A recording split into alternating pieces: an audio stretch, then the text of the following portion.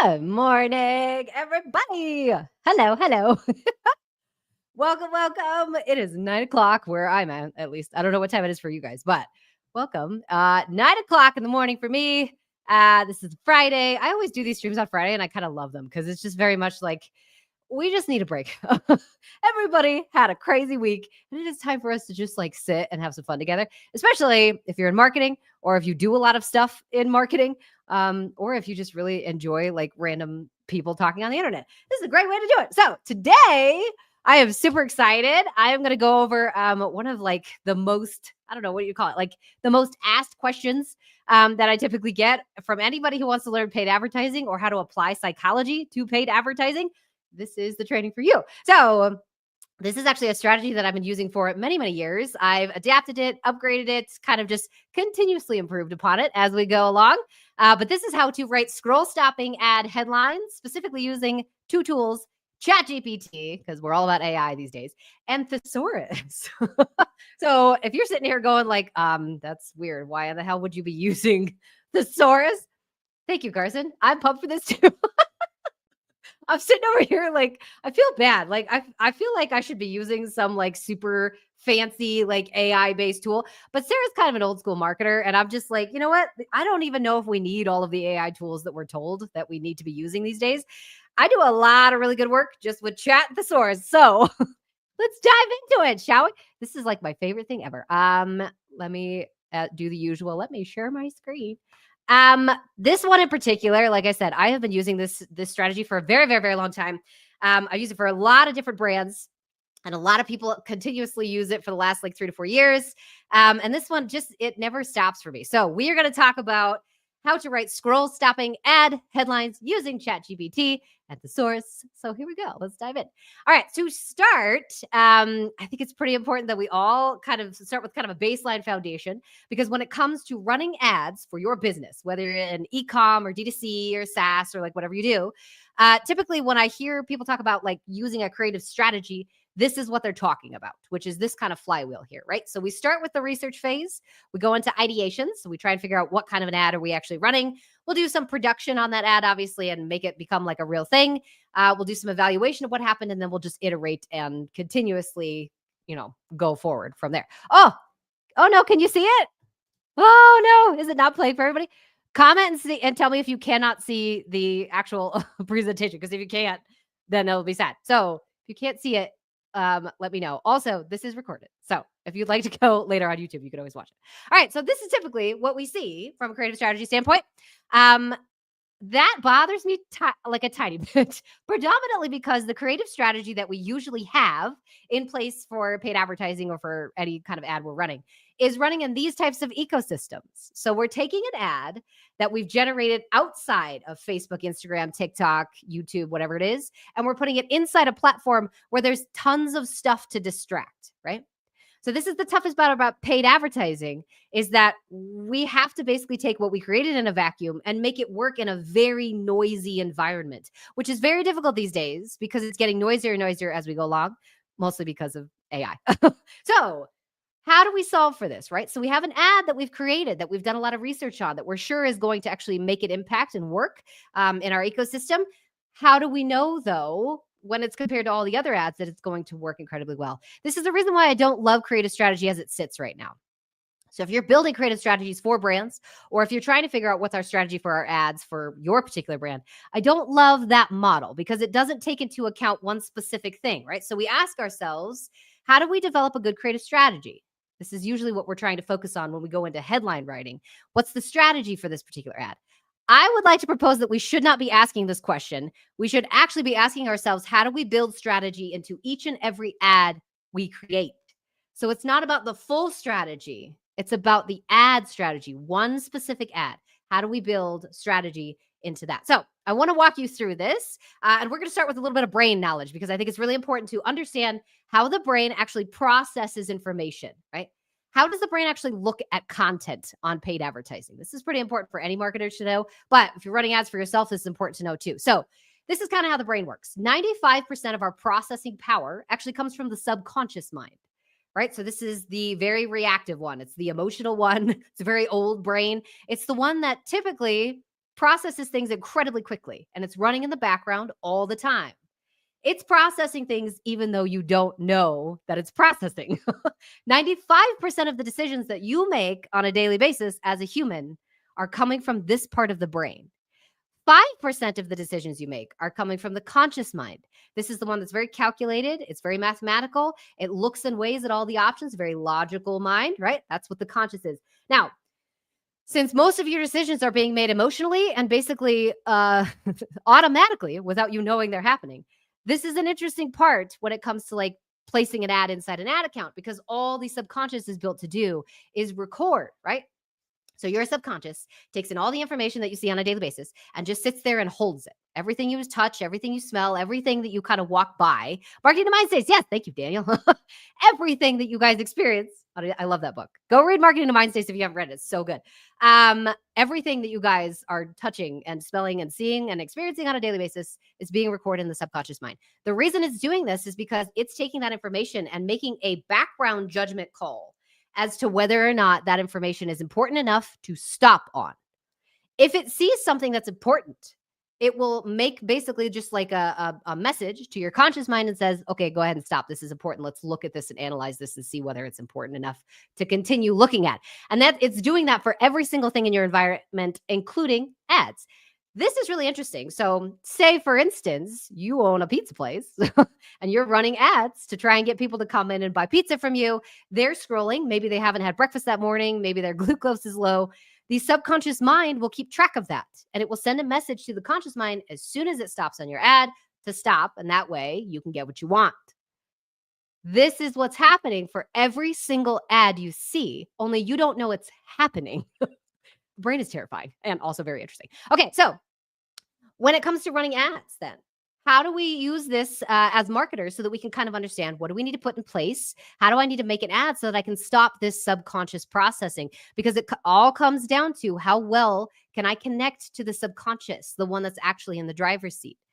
I want to kind of map out for you guys how the subconscious actually makes these decisions, because this is what it comes down to as marketers. We need to be able to connect our product, our marketing messages to the subconscious mind of the people that we are marketing to, right? So in general, the brain will make all these different connections to your product and your specific industry and hold on to them so they can make these decisions as it goes along. So just keep this in the back of your mind as we go along. All right. So the goal then for this particular training is to develop ads that prompt a specific emotional response from viewers and do it at scale. I want to prompt an emotional response from an emotional brain and then do it at scale. That's the only thing we're here to do in paid advertising. So we go back to creative strategy. I still think this is very valuable. Don't get me wrong. Like, this is the creative strategy format that we usually use. I just think it's that we're missing one specific piece. So this is typically what I focus on when I start doing any consulting. I'm typically a D2C consultant for paid advertising in particular. But this is what I usually focus on to try and generate for the internal creative teams or for anybody running ads. We need an ad strategy that focuses on very specific things to help us build subconscious emotional messages. So we're going to walk through this one by one. But in general, just know these two fit together hand in hand, right? Your ad strategy, your creative strategy, very, very important. They actually fit within each other. So that way we can have two strategies running at the same time and increase our performance across the board. So ad strategy, let's talk about it. We're going to start by dissecting kind of one piece at a time so you can kind of see how this ad strategy works. But in general, we start with emotional sentiment. We got to know what are we actually trying to elicit from somebody? And this is really interesting because I think a lot of marketers these days try and just go after, like, I'm persuading people. Like, I need to educate them into like coming into my products, and they'll know as soon as I educate people, then they'll just see how amazing I am. This is not accurate, mostly because that's not how the brain works. The brain is not making a logical decision based upon how amazing you sound. There's lots and lots of things that come into play when it comes to branding in particular, but ads for sure. We need to know what type of emotion are you trying to get someone to feel. That's number one. Number two is the message, right? How are we actually communicating the information that we have? And all of this, I think, oh my gosh, there's so many different ways that you can communicate information: symbols, icons, videos, graphics, cartoons. Like, there's so many different ways to communicate a message. So the message is critical. That's the piece you have to get right if you're going to be able to do this correctly. Image selection. Hi, nice to see you guys. Image selection. is next. This one, ooh, your image conveys more information than the text does. And we'll talk about this in a second, but that is such an important piece of this. And I'm going to teach you how to do it correctly so that way you guys know. But after image selection comes layout and design. We got to make these ads incredibly easy for the brain to process. Otherwise, they scroll just because it's too much energy. Like we talked about, the subconscious mind really just built to record stuff and keep you alive. So it's not going to waste time on things that don't make sense. Last thing on here, we're going to talk a little bit about iteration because I have a very specific process that I use for that. Let's start with emotional sentiment. So there's lots of different places that you can go to get information on what your customers want, right? So we can walk through a whole bunch of things on social, Reddit, TikTok, Instagram, Facebook. Comment sections, really important. Obviously, you can also download your website reviews. You can run analysis with chat. There's lots of different ways to get that as well. Email responses, post-purchase surveys, in-person interviews, qual data. Like you guys have a good range of stuff these days to get as much information on your customers as possible. What I want you to focus on though, because this is overwhelming, is the fact that this typically is how we think the customer journey goes, right? So we're looking for information to try and figure out which emotions do we want to, help people feel with our ad. I don't want you to think of it this way though. This is not what the customer journey looks like. This is actually a little bit more accurate. So customers in particular don't have like a very definitive way that they walk down the line. And if you've watched there long enough, and even if you haven't, I have my own beef with the funnel. Like, the funnel drives me crazy because it is not accurate. And it causes marketers to believe that we can like very simply move a person down the line just by giving them more information. And that's not how the brain works. So typically, this is how the customer journey looks. It's very messy. It's very all over the place. It's very chaotic. And that is due to the fact that there's a lot going on underneath inside these brains. There's a ton of stuff happening that we need to keep in our like book, right? As a marketer.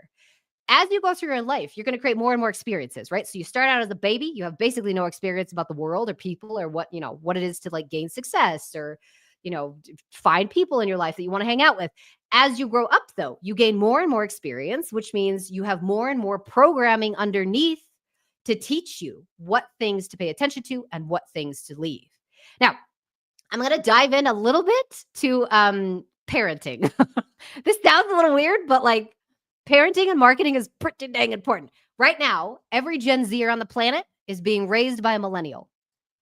Every millennial on the planet was being raised by either a Gen Xer or a boomer. Every Gen Xer was raised by a boomer, right? Or slightly silent Gen, depending on how old your parent was. And then obviously every boomer was raised by silent Gen. So all of us were parented by the generation above us. Depending on the experience of that generation, they're going to pass down something different. They're going to pass down a different message about how the world works. Silent Gen grew up in a very interesting portion of the world where there was all kinds of unrest, chaos. Like, they lived through the Great Depression. There was all kinds of weird things happening. So they told their boomer kids, the world is harsh. You need to kind of be tough and get used to it, right? So that their kids, the boomers, kind of grew up like very emotionally closed because it's scary. That's a very scary message to hear. Boomers then passed a little bit of that down to their Gen X kids and saying, you need to be independent because life is hard, but I'm going to give you a little bit more of emotional tools to solve that. Gen X became very independent, but very emotionally focused because of that. Now, Gen X is really interesting because they're super powerful people, very independent, very emotionally focused, but they grew up in a time period where there was economic boom, right? Like the 80s babies. You guys grew up in a very interesting especially in the US, economic environment, had children and started teaching them the world is okay and you deserve some emotional support along with your like financial support, right? Now, again, I've had people ask me this question. This is wide generalizations that I'm making, obviously.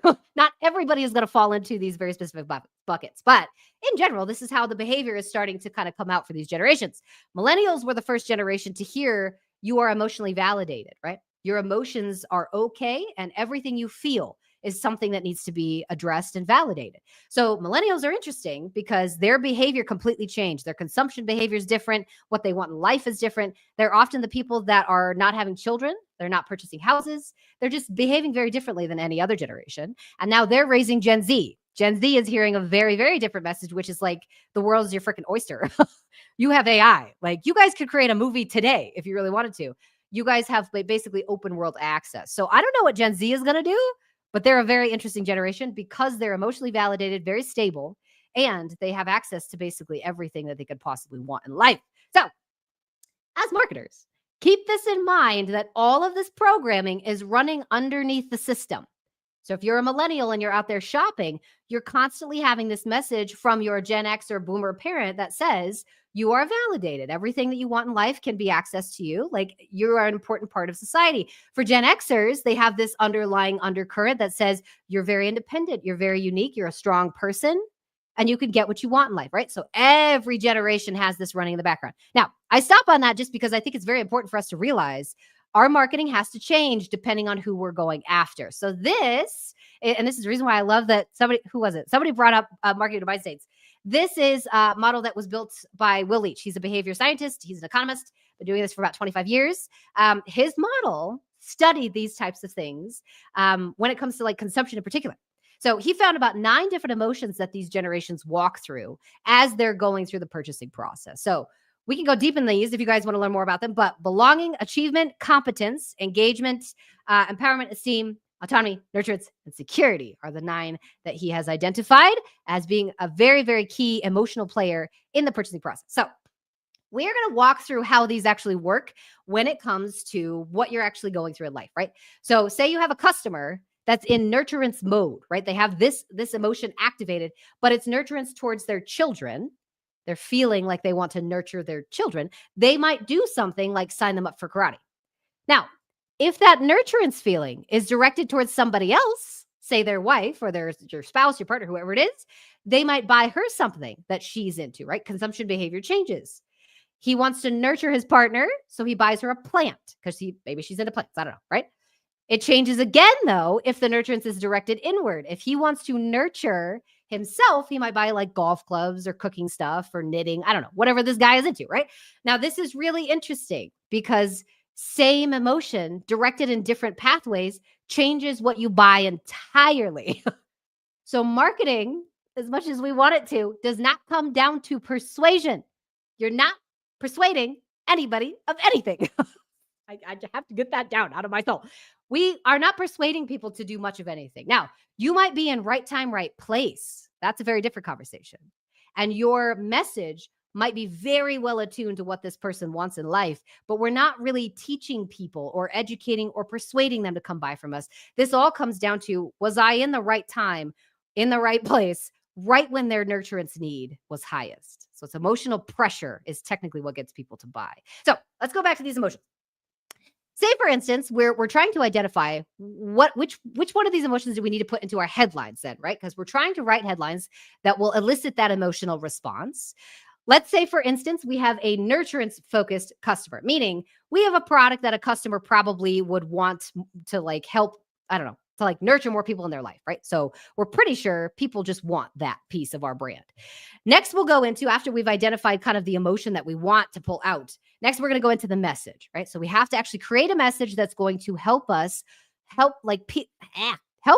people feel like they're nurturing something in their life. Now, this is where Thesaurus come in. We'll talk about AI and like using chat in a second. But the very first place I go to is Thesaurus. So depending on your product, you're going to select an emotion, right? Pick one of those 9 that's like, I think we probably can help people feel this with our ad. You're going to go and you're going to actually type that emotion into thesaurus.com. And there's a really critical reason for this. Nurturance is close. And this I see from a lot of marketers all over the place, where we kind of just assume the emotions that customers want to feel. And I'm like, that's probably not the emotion they want to feel. For instance, every time I work with a beauty brand, because like I said, I'm a D2C consultant. Every time I work with beauty brands, they always come in and say, Sarah, we already know what we're selling. We sell confidence. We 100%, we know what it is. We don't need information on that because we know we sell confidence. My follow-up question usually leaves them very confused. I always ask next, what type of confidence are you selling? And they kind of look at me like I have 2 heads. They're like, what are you talking about? Like, what? It's just confidence. We know it's confidence. This is the reason why I asked that question. Confidence is 1 layer deep. And there's so much nuance to emotions. I can't get enough of this stuff. Confidence is 1 layer deep. So I need to go to thesaurus.com and figure out what type of confidence, or in this case, what type of nurturance. So I'm going to type in nurturance into thesaurus.com. It will pop up with all kinds of different like ways to communicate that specific emotion. So cherish is very close to nourish, right? Or to nurture, but it's just like a tiny bit different. Nourish, teach, foster. Like, look at all these different ways that we can say kind of the same thing. All of these are saying nurturance, but they're just saying it just slightly different. And this is where the marketing gets so fun. This is where we get to start to create campaigns, and we draft all kinds of marketing messages that help customers get as close to the feeling that they really want to feel as possible, as close to it as possible. Because we might be saying nurture your dog when actually what they want to do is like comfort their dog or adore their dog or admire their dog. So I'm actually going to walk through this in just a second as like an example. But first, here's the reason why messaging is so important. We could say things like we already ate, comma, grandma, right? Which is like, we're full, we just don't need any food. Or we could say things like we already ate grandma, which is really concerning. I think it's very, very important to realize it's not necessarily what you are saying, especially in marketing. It's how you are saying it. How you say what you're trying to say is everything in marketing and in general. This is something that my husband and I talk about all the time. It's not what you're saying right now. It's literally how you're saying it, right? And this is the reason why. In marketing, in business, in the world, in relationships, wherever you are in life, this is kind of what's underneath all that programming. It's still just the baby version of us that took in all of these different experiences and emotion in life and is still kind of like very sensitive on the inside because it's scary. Like, it's very terrifying to be an adult, to be a human on the planet. This is the pre-programming that's running underneath. And we need, as marketers in particular, we need more empathetic people inside this space. People who are very careful about how they say things. So one, so we just don't trigger people and hurt people anyway, but also so that we're very careful about what we put out in the world. And this is the reason why I'm teaching you guys this stuff. Be very conscious about what you're saying and how you say it. So we're going to go into an example. Say you sell dog beds for this cutie little dog, right? So this is the product that I want to sell. I'm pretty sure that my customers would probably respond to nurturance because obviously they love their animals. They want to show them care, those type of things, right? So we have a nurturance focused customer. Here's how I would go about drafting headlines based upon the information that I have, the emotional information, right? So very first thing, this is going to sound really weird. Once I went through Thesaurus, selected the actual like close, what do you call it? Like, I want to select the actual emotion that I'm trying to go towards, not the high level emotion, but the very, very deep one. The very next thing I'm going to do is drop it into chat. So I usually ask chat, give me 10 headlines, 4 to 7 words long, that persuades dog customer or dog owners that they can comfort their dogs. Now, somebody's going to call me out on this and be like, Sarah, you just said we don't persuade anybody. 100%. But I have to give chat context, right? So when you're working with AI, you have to make sure you're very careful about how you prompt, because what you say to chat and how you say it to chat will drastically change what it brings back. So for purposes of working with AI, I'm always very careful to tell chat it still needs to be a little bit persuasive because this is going into an ad. If I was generating any sort of content for organic, or if I'm doing LinkedIn posts, if I'm doing anything that's just to share so that my customers understand who I am and they can come into my ecosystem, I drop that word persuade and then I just go straight for, I'm trying to create a piece of content, or I'm trying to educate people. I'm trying to entertain somebody, right? Choose the word that fits for the context of what you're trying to build. So in this particular context, persuades. Dog owners is my particular avatar or customer that I'm using. In this particular case, I've done a very simple avatar, dog owners, but you could go as deep as you want. If you have like a really big ICP document, you could always do the whole entire thing, drop it all in there so that lots more context for AI. The last thing on here, that they could comfort, right? Comfort their dogs, because that's the deeper emotion that I think these people are trying to go after. Nurturance was the high level, but if I go deeper, it's got to be close to like comfort or support or care for. So that was the word that I chose, comfort, with dog X product, whatever it is. So this is what chat comes back with, which is just like a big long list. Now, you'll notice that I specifically asked it to write me 10 headlines. 10, just 10, not more than 10. Specifically because as a human, it is almost impossible for me. They've done lots of studies on this. It's almost impossible for you to actively or correctly select from a list of anything outside of about 10 items. I think 7 was what they studied, 7 to 8, somewhere in there. Now, if you go over 10, if you just ask chat to give you 100 headlines, it will give you 100 headlines. Your brain, though, cannot select, right? We need to make sure we're prioritizing our headline so that it communicates the message we want to communicate to the subconscious mind. But my brain can't go through 100. So I ask for 10 at a time. Give me just a little subgroup of this, and then I can go through and select. Now, very next question. How do we know which one of these is going to hit? How do I know which one of these to prioritize? That is a great question, Sarah. I will answer that question. Okay, so when it comes to prioritization, and this is something I'm actually testing currently. This is actually new for this particular presentation because it's something I'm learning with D2C in particular. I go through and I ask myself basically 3 questions for every single headline I want to vet inside the ad account. The very first thing I ask is, what is my customer feeling right now? Then I'll ask, what do they want to feel?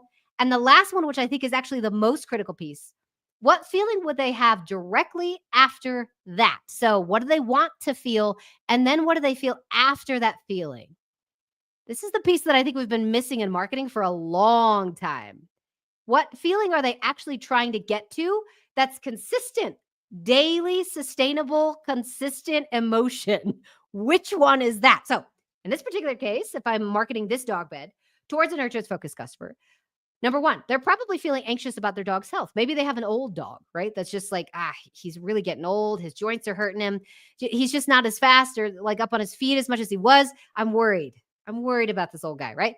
Second, they probably want to feel like they're a good dog parent. Every dog parent really wants like some sort of, I don't know, like feedback loop that says you're doing a good job. You're taking care of him as best you can. You're the right owner for this guy, right? So they want to feel like a good dog parent. Here's the last little bit.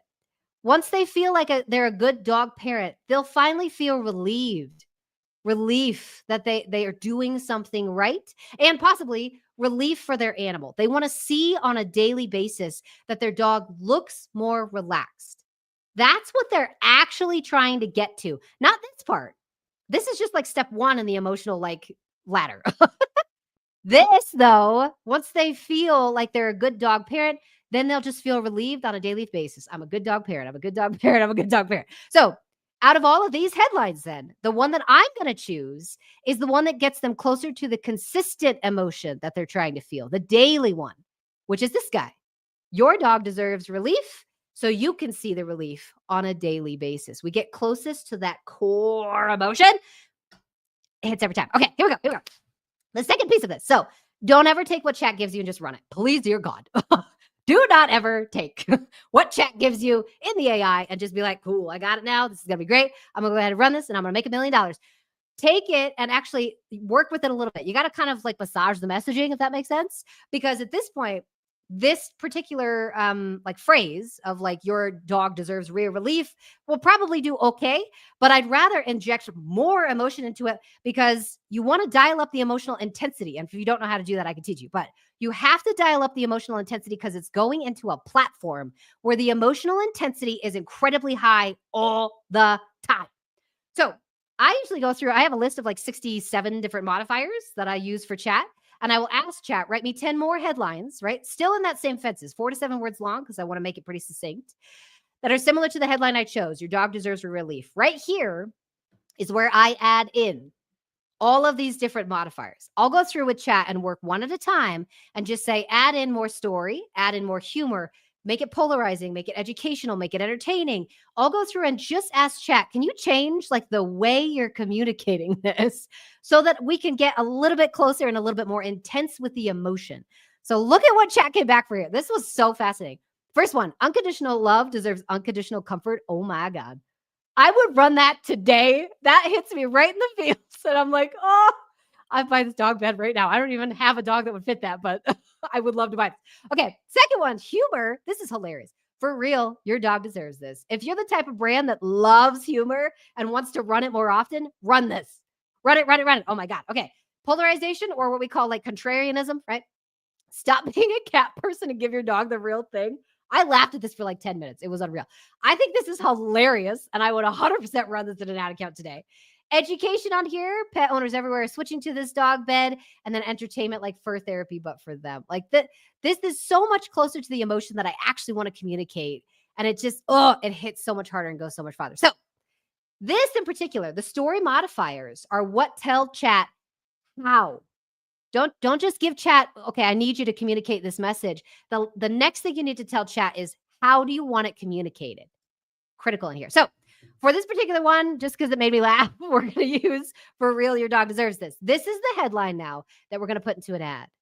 The next piece of this, like I talked about earlier, is image selection. Image selection, when it comes to ads, is one of the most important pieces of this whole entire process. And this is why your brain, because it's subconscious and because of like the way humans are built, is pre-programmed to look, right? We use our eyes for basically everything to tell us anything we want to know about the world. We actually have to learn how to talk and how to read at a later date in our life. But we know from babyhood what things look like, So this right here, the brain will actually process images 60,000 times faster than text. That's freaking screaming fast. Like all it's doing all day long is scanning for the imagery. So the image is getting processed first. Anything inside an ad account, if it's an image, will get processed first, with the exception of like a few different text pieces. But in general, when we go through and we create ads, there's 3 different ways to communicate this. And this is really interesting. I chose these images on purpose. If we are like basically trying to sell, I don't know, like a restaurant, or if we're trying to get people to come to our bakery and we have these 3 images, which one do you think is going to get people to stop? Probably this one. Because it's so visceral. You can see kind of like the syrup that's coming down on this particular piece of food. I think it's chicken. I don't know, but it doesn't matter because my brain is so sucked into the visual. This is okay. Doesn't give me much context as to whether or not I want to stop on this. And this is very vague. This could be literally anything at all. But this tells the brain, I need to stop on this because it's so interesting. I can't stop looking at it. This is kind of why this happens.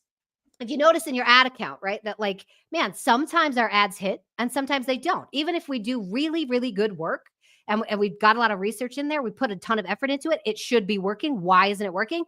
It's technically because of something called attentional bias. So attentional bias is a heuristic, a mental shortcut inside the brain of all humans that basically tells the brain, ignore anything that's not important. So this is technically what it looks like to the brain when you're scrolling. Very terrifying. This is the reason why it's estimated that 9 out of 10 ads are completely ignored, which is true. They're completely ignored by the brain. The brain doesn't even see them because it's just screaming through all of this content as fast as it can. So how do you pick an image that's going to communicate the message that you're trying to communicate with your copy? Typically, when I work with D2C brands, this is what I see. They give me an asset folder or like creative folder that has a ton of images in it. And they're like, Sarah, go ahead and like pick from these and then we can, do some work. We'll do some creative strategy, yada, yada. This is the image they give me though. Now, I'll just ask you guys, how does this dog look about this bed? Is he excited about it? Like, does he look like he wants to be in there? No, this guy, this poor dog looks like he was told to sit, stay. You know what I'm saying? Like, ooh, this poor dog does not look excited about this bed literally at all. And that's being communicated to your customers' brains. If the dog is bored, my dog will be bored too. So in general, if I'm going after this nurturance customer and I have 3 different images that I'm trying to choose from, I need to choose the image that conveys the message I want to communicate, which in this case is nurturance, comfort, right? Which one of these images do you think is going to communicate that the best? Right? This is our headline, remember, for real, your dog deserves this. That's what we're trying to communicate. So we got to select an image that's super, super close to this. Now, when the brain goes through and looks at your ad, it's going to process the image first, and then it's going to check for what we call congruency between the text and the image. It's going to see, is the same message that this image is telling me inside the text as well? Am I getting both of those like text and image connections to say the same thing? And this is something I find with marketers all the time. We tend to put in whatever image we like, and then we like randomly put in a headline that used to work like 3 weeks ago. And I'm like, those two don't match. Like the brain looks at those and goes, that doesn't say the same thing. And we're off, like skip it around. So in general, I tend to look at these images from an emotional standpoint. What's the feeling of this? This guy is looking a little tired to me, but doesn't really say comfort. It just says tired. This guy looks a little bit comfortable, and we have like a woman in here, which is kind of helpful because like they both look a little comfy, but he just kind of looks bored again, just kind of like waiting for something.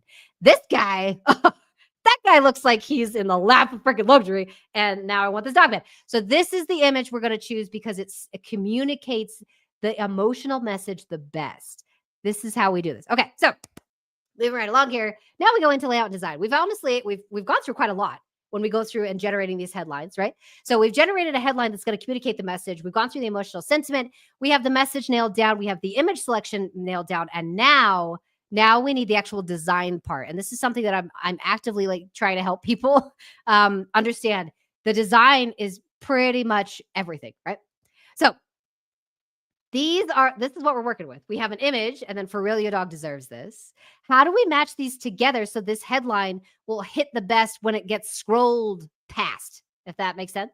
Like when it gets scrolled, how do we make sure that the brain is going to actually stop on it? So if you're in an English-speaking country, it's very important to make sure that you recognize and understand how the eyes track on things. So I'm sure you've heard this, that like the eyes will bounce down the page, right?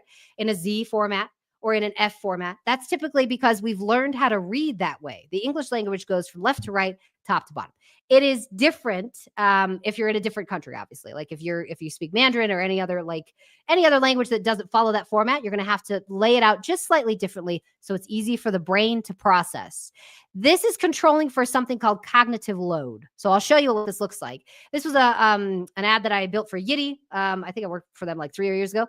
And this one in particular, I built so that we have things weighted in a particular way so that your brain will look at things in a specific order. I'm doing that on purpose so that we can cut down on the amount of energy the brain needs to process this, because it's already skipping past things as fast as it possibly can and not really paying attention. So if I can make things that weight from left to right, top to bottom, I have a higher chance of stopping someone and getting them to look at my ad. So let's walk through the design process for this guy. We have a 1080 by 1080. Here's the images that we picked. Very first thing I'm going to do is put the text up in a place that I know the eyes are going to bounce to. Top right, upper left to lower right. That's how we actually process things. So very first thing you're going to process is this dog and this image that he's like beautiful, wonderful, comfort. Next thing you're going to process is the headline that we just chose based upon going through, selecting the actual emotion, right? Walking through Thesaurus, making sure everything's very carefully chosen, because we're trying to get the image and this headline to stop somebody and help them feel what we want them to feel. The very next thing I'm going to do is put something in the lower right. Now, this is changing a little bit. I've seen a few studies where they talk about the lower right as what we call dead corner, which I find really interesting, because there was a study that was probably, I think that was like 15-ish years ago, like 10, 15 years ago, that said the exact opposite. So science is constantly upgrading all the time. So in general, I still test this corner as my CTA. Now, obviously, in this particular case, I just put like a random button, but you can put whatever CTA you want down there, because the eyes are still going to kind of scan down to the bottom.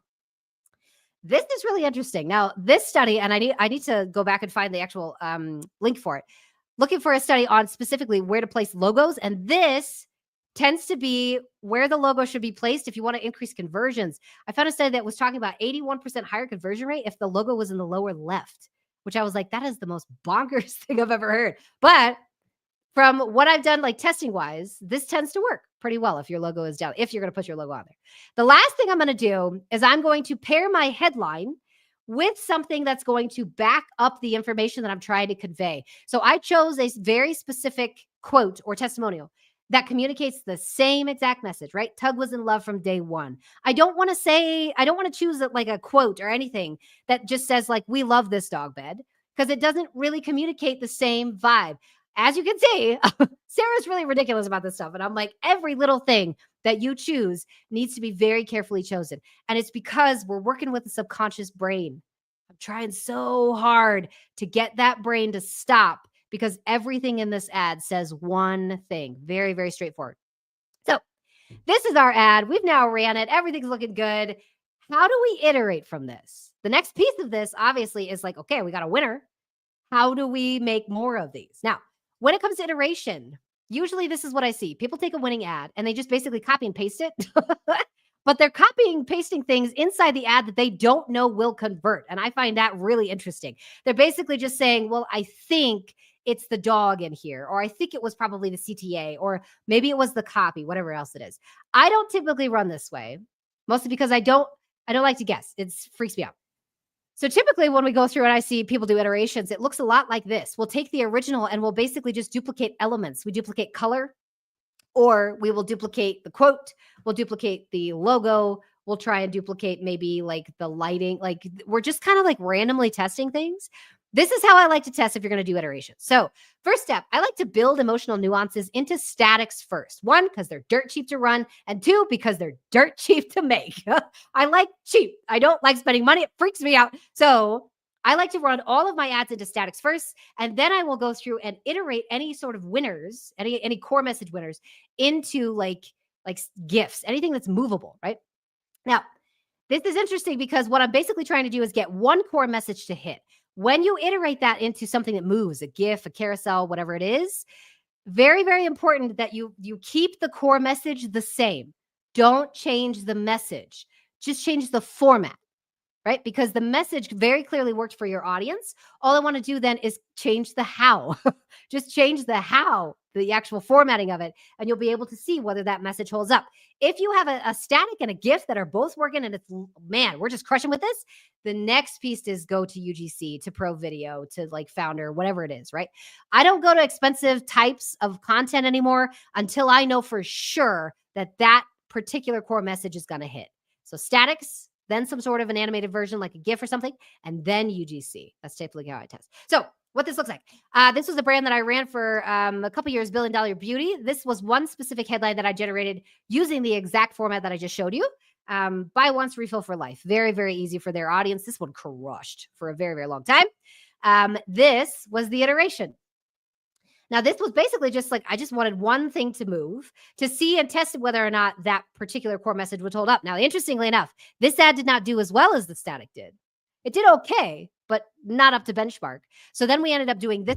This was like a full UGC that I did to actually explain all of this buy once, refill for life, just in a different format. Now, this one ran for probably about 8 months. So there was some longevity to this guy that I was like, oh, I absolutely love this. Test in statics, move to an animated, and then get your UGC going.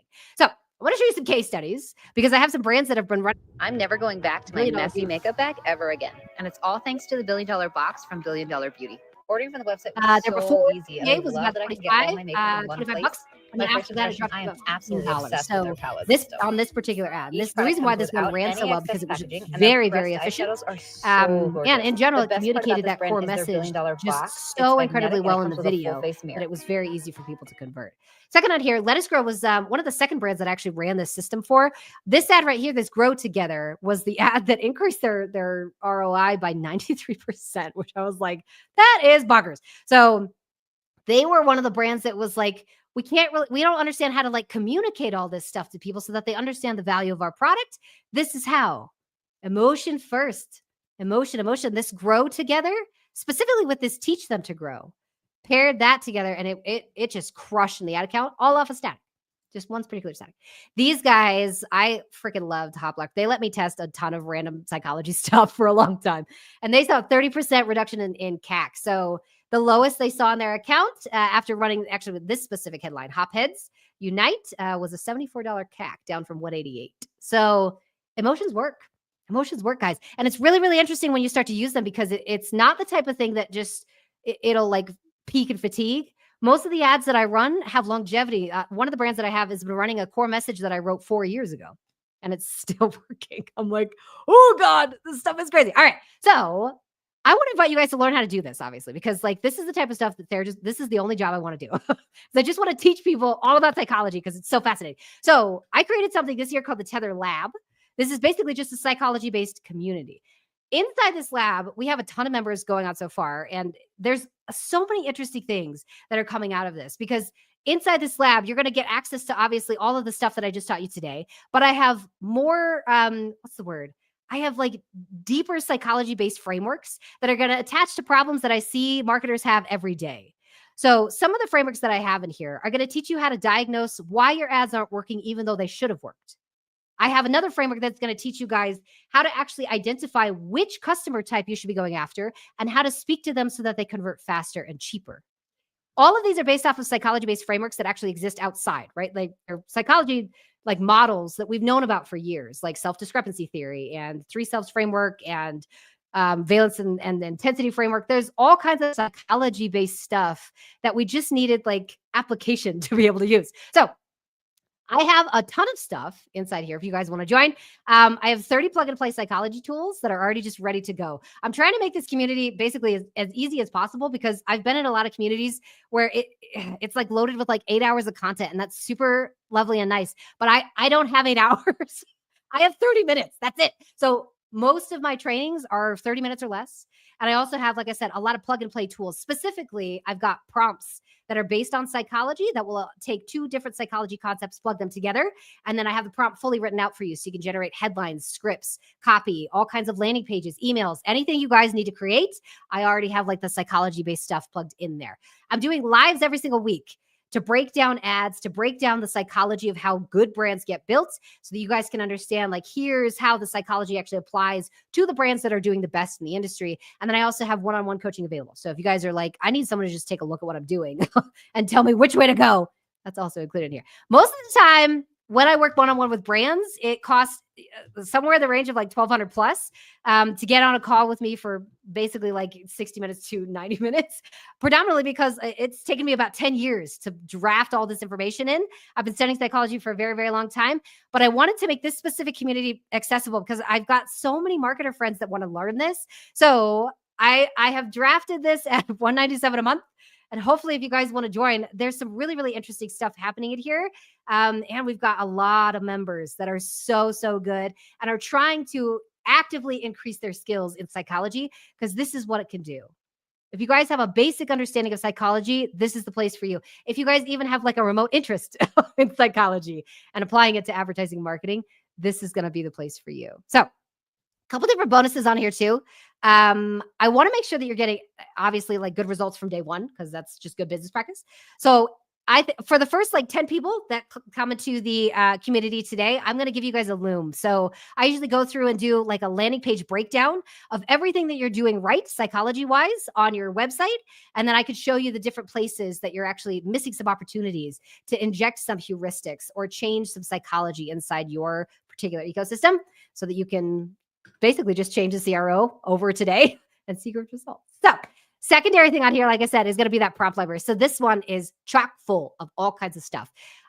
This one I'm constantly adding to. I'm always adding more and more prompts in here to make it really easy for you guys to generate as many different things as you need, but specifically be able to prioritize the messages that are going to hit with your audience. If you know you have somebody in your audience that's into curiosity or somebody that's like really, really focused on belonging to a specific group, these prompts are very, very carefully worded and very carefully created. So that way you don't have to guess because I hate guessing. It stresses me out.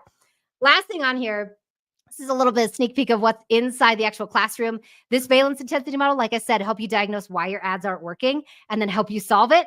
This one in particular is crazy, crazy powerful. And I've already seen some amazing results from this. The other one that I would say is probably pretty important that's not listed on this particular list is the self-discrepancy model. So that one I just launched last month, and I'm launching basically one course every single month for the next year. And you get access to basically every single course for free. So if you come in, you can get access to the monthly free courses that will teach you all kinds of stuff about psychology. So I want to highlight some of my students in here because I'm like, oh, these guys are so freaking smart. So Jamie was a good friend of mine, actually came into the community with a good amount of knowledge about psychology. And he ran a couple different things. Specifically, the very first one that he tested was the valence and intensity model on this. And he was able to increase his opt-in rate from 18% to 35% overnight. So he changed the headline at like 3 p.m. on a Tuesday. And by like 8 a.m. the next day, they were at 35% increase in conversion. So Jamie's also just like a brilliant guy. If you guys want to talk to Jamie inside the group, he just knows a lot about marketing. We got a lot of smart minds in this group, and I love it. Leonardo, he and I have been chatting for like 3 or 4 years before he joined the community. He had 2 different landing pages that I did my very first, like that Loom offer, right? So he was one of the first people that came into the cohort last time, and he was able to like, oh my gosh, he was able to increase conversion or AOV on his site while conversion rate stayed the same by 64%. I was like, that is bonkers. 64% increase in AOV and conversion rate didn't drop. I was like, dang, Leonardo. And this is interesting because Sarah's not writing any of these like things for these people. I'm teaching the psychology. They're taking it back into their ecosystem, using the prompts, generating new headlines and winning pretty easily, actually. Rio, this was a recent one. She is lovely. She actually had like a very, very like emotional response to all of this. And she was able to sell out one of her customers, like she calls it overpriced, but it was a high price pizza demo. So they were doing like some pretty intense pricing testing on this. Usually they were doing discounts across the board. She didn't discount this time. She just shifted the frame. And now she was on track for a promotion.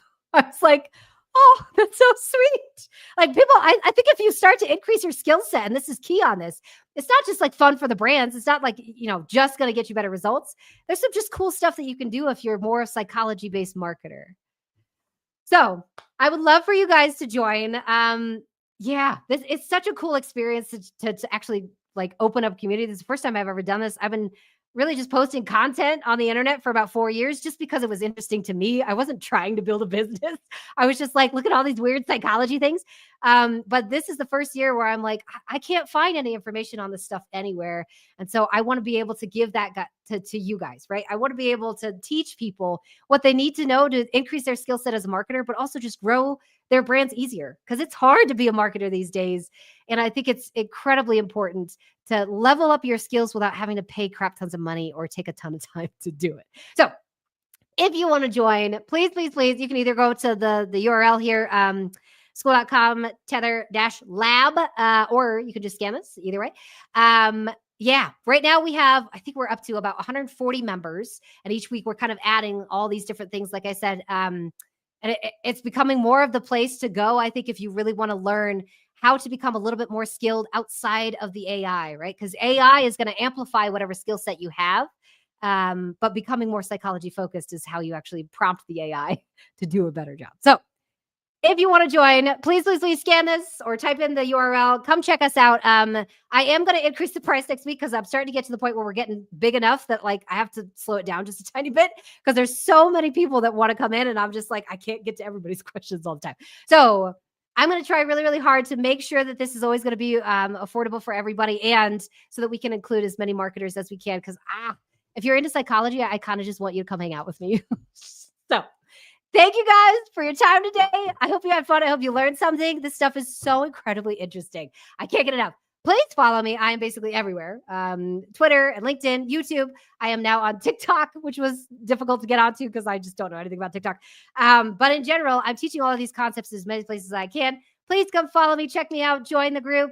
I appreciate you guys. Thank you for your time today. There's like 300 of us here. Hi, everybody. I'm so happy you're here. Thank you. You guys are the best. Enjoy your Friday. Oh, yes. Hey, if you have some questions, come find me on whatever social media you use. So you can DM me on here or you can DM me on Twitter. And that way I can make sure that you get all your questions answered. So yes, come find me. Come find me. You guys are great. I'll see you later.